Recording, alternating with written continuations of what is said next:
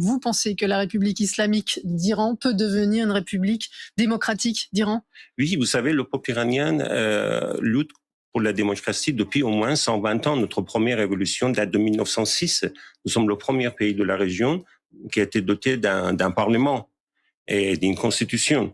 Malheureusement, les rois ensuite n'ont pas respecté cette constitution et au lieu de régner, ils ont gouverné.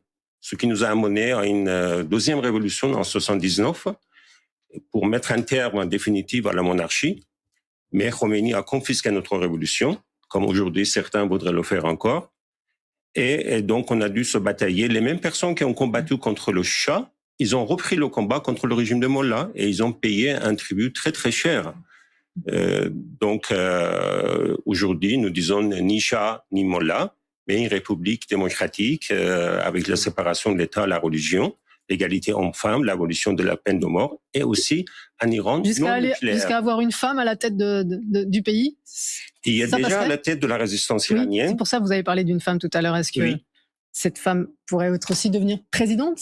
Les Iraniens sont prêts. C'est minimum. Vous savez, aujourd'hui, ce sont les femmes qui, au sein du Conseil national de la résistance, Femme, vie, liberté. Ce sont les femmes qui occupent les principales responsabilités.